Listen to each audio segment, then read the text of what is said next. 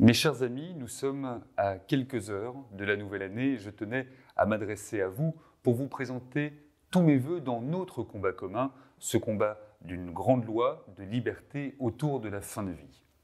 Cette année, en 2021, plusieurs batailles ont été gagnées, comme la bataille de l'opinion, où on le sait, plus de 90% des Françaises et des Français sont favorables à une grande loi sur la fin de vie et à la légalisation de l'aide active à mourir. La bataille parlementaire a aussi été gagnée avec, pour la première fois à l'Assemblée nationale, le vote d'une majorité à l'Assemblée pour légaliser l'aide active à mourir lors du vote de l'article 1er de la proposition de loi d'Olivier Fahlorny en avril dernier. Pour autant, nous avons encore une bataille à gagner, celle contre les voleurs de liberté.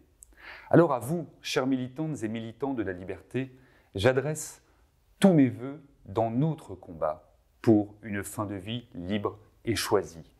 Un combat pour que cette grande loi soit votée en 2022. Nous avons deux échéances cruciales, l'élection présidentielle et les élections législatives à venir. Cette grande loi, ce sera une loi laïque, une loi humaniste, une loi profondément républicaine qui s'inscrit dans notre devise de liberté, d'égalité et de fraternité.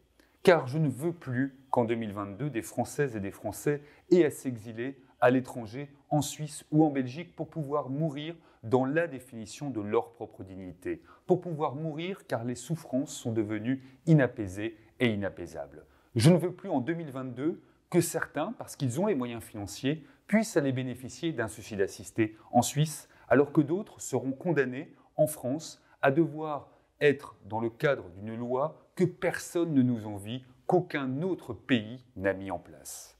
Je ne veux pas qu'en 2022, nous en soyons encore à avoir des Françaises et des Français qui doivent renoncer à aller en soins palliatifs car les moyens ne sont pas là.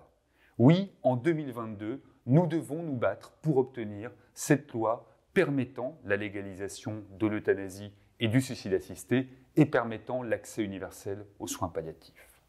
Sur un plan plus personnel, je voudrais penser à celles et ceux qui, ce soir, sont face à la maladie ou accompagnent des proches face à la maladie. Je voudrais penser à celles et ceux qui, ce soir, ont un sentiment de solitude. Et je voudrais vous adresser ce soir tous mes vœux pour l'année qui se présente devant nous. Une année qui, je l'espère, sera une année de respect, de partage et de bienveillance. Je vous souhaite une excellente soirée et je vous dis à l'année prochaine.